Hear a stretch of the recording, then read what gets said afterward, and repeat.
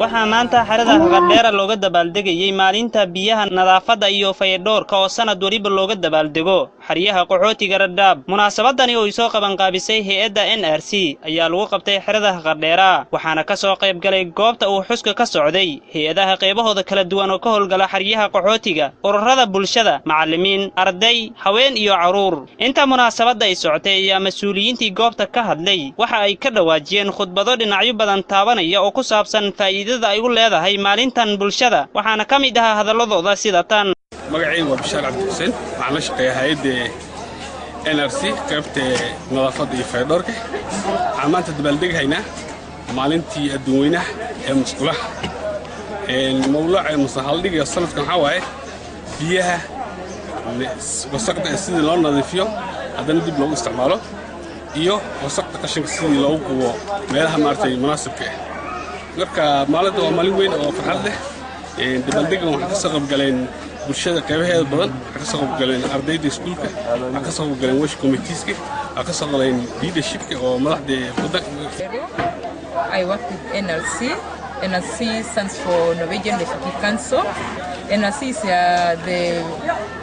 the main wash partner in Haqadheera refugee camp. We offer services to the refugees in Haqadheera camp. We offer water services, sanitation services, and hygiene promotion services. Today we are celebrating World Toilet Day. It's about day. We are celebrating World Toilet Day today on 19th of November, and the theme for today is wastewater treatment, reuse, and safe disposal. The theme for today. nadaafaddu waxay tahay musqul isticmaalkeeda, biyaha si loo isticmaalo, biyaha nadaafadooda iyo nadiifintooda, biyaha sidii loo yareysto in dadka loo sheego maalin lagu baraajiyo sanad walba maalinta lagu baraajiyo dadka isu imaadaan yaa loogu talagalay.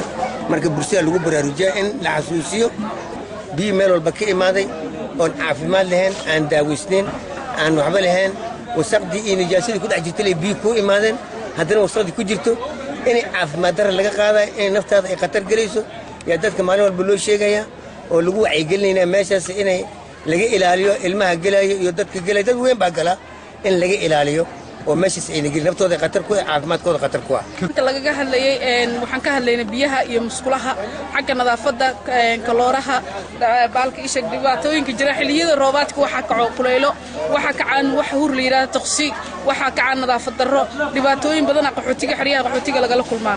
marka waxaan ka hadlaynay barnaamijka noocaas oo kale faraha sida loo dhaqdo, sida qaabka musqulaha loo isticmaalo, musqusha marka isticmaasho waana daboosha, waxyaabo noocaas aan ka hadlaynay. xalfadda maanta aan halkaas ugu imaanay, xalfad qaali ah oo wax laga faa'iideysto maantii ardaydii iyo hooyooyinkii iyo waalidiintii oo dhan iyo macallimiintii meeshaan loo wada joogo. dhanka kale waxay ku soo bandhigeen qaar ka mid ah ardaydii ka socotay iskuulada hoose dhexe heeso iyo riwaayado ka tarjumaya muhiimadda ay u leedahay bulshada in ay ku dadaalaan nadaafadda.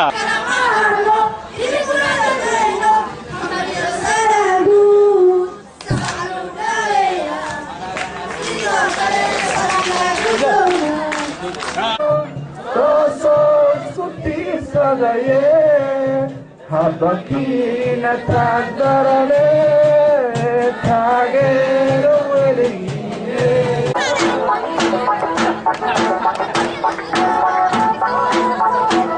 ugu dambeyntii ayaa goobta lagu abaalmariyay ardaydii wax ku soo bandhigay xuska maalintan. si kastaba ha ahaatee munaasabadani ayaa ku soo aadaysa waqti lagu guda jiro xilli roobaad, lagana cabsi qabo in ay si sahlan ku faafaan cudurro halis ah, waxaana waajib ay ka saaran tahay cid waliba in ay ku dadaasho nadaafadda. Idris Maxamed Xasan Idris Afiya, KGS Canal, xariyaha qaxootiga Dhadhaab.